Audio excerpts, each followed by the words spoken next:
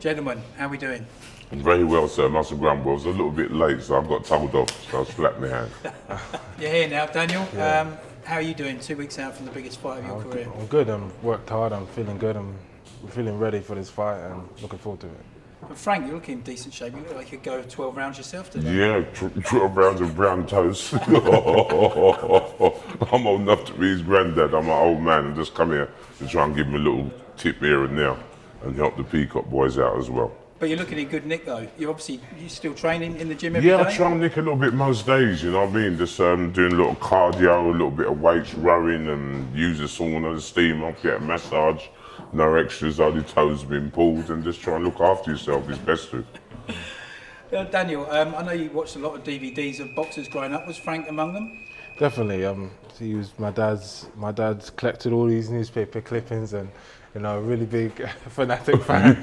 So of course I knew Frank Bruno, all the big boys. He was up there. Wow. I don't want to make you sound old, Frank, but when you won your world title, he was still 2 years away from being born.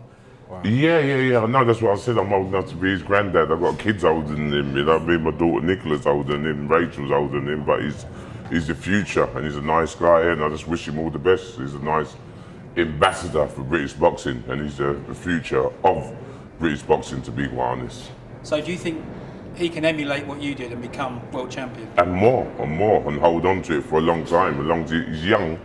As long as he's got mature, let him come through steadily and whatever, he can punch like a mule, you know what I mean? And he's got a nice style as well, and he's got a good personality, and he's a nice human being.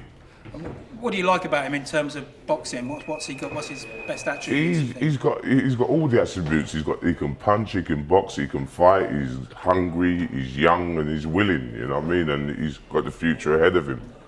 And he's got a big fight coming up in a couple of weeks' time with Nathan Gorman. How do you see that one going? Nathan Gorman's not a bad guy, you know. He's trained by Ricky Hatton, so you've got to respect that in itself. You know what I mean? I think there used to be amateur pals and whatever, but amateur and professional is two different cups of tea.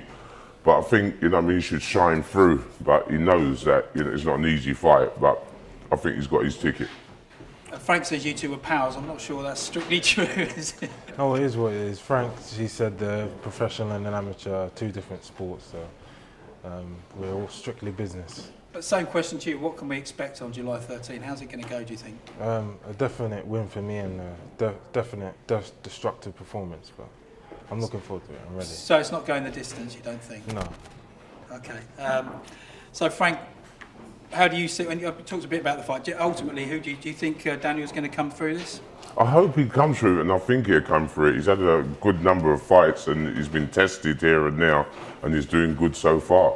As long as he, you know what I mean, takes his time and, you know what I mean, chip him down, and he should be victorious at the end of the fight, you know. It's not an easy fight. Both of them know one another. You should train together as amateurs. You should share the same dormitory, not the same bed, but the same room, and they know each other pretty well. But amateur is totally different than professional, and professional is he's fighting for his mortgage, car tax, fighting to get a house and to improve himself or whatever he's doing. So good luck to him. If and when he comes through this, what next for him?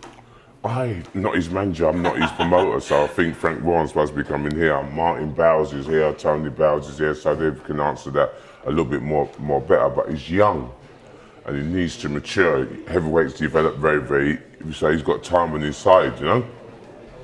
And Daniel, it's no secret really that you prefer being in the gym and in the ring to maybe some of the media stuff. Now, Frank was obviously a bit of an entertainer back in the day, still are. Any tips for Daniel going forward? I think he's a young, good-looking boy, he's smart and whatever. Sometimes he may be a little bit shy, but he'll come out of his shell. As he matures in life, he'll crack a few jokes here and there, but he's in a serious game, so he's got to be serious. But yeah, his nature of his humour will come through.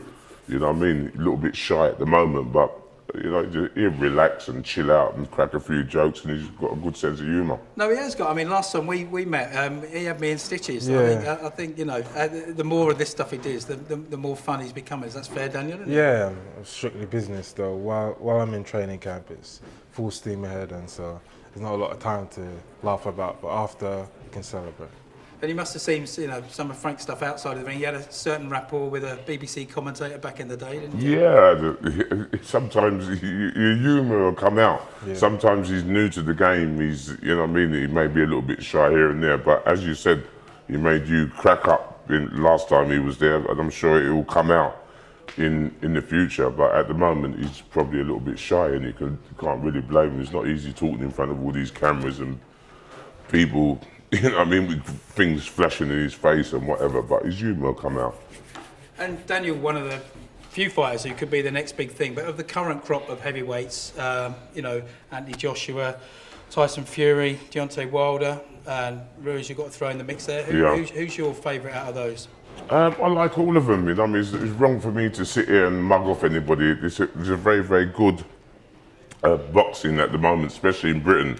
With all the names you picked out, the Rhino from Doncaster, there's the guy that he's fighting, there's all different guys coming up, so boxing is in a healthy place at the moment, but this one's, Dubois is a very, very serious cup of tea. He can punch like a mule, he can box, he can fight, just take his time, don't rush him because he's young, and as I said to you before, I don't want to sound like a parrot, heavyweights develop later on and they mature and their body gets set, so he's still a youngster, And on Tyson Fury, nice what he's been doing to raise awareness of mental health through boxing. Unbelievable, because seriously, if you look 2 years ago, what things he was doing, and he was in the fast lane, he's come back and he's drawn back, and he's done very, very well for himself, because I don't know how he came back like fighting 2 warm-up fights when I thought he should have had about a couple of more, and going over to someone's backyard and fighting him. You got to give him all credit, and all credit is due to him. He's an ambassador, and it's for British boxing, and it's good. Excellent. And just for old time's sake, Frank, can you give us an old "No, I mean Harry" down the camera? Harry. No problem. Nice one. Thanks, guys. Cheers. Thank you. Cheers. Cheers. Thanks, Chris. Daniel. Cheers. As always.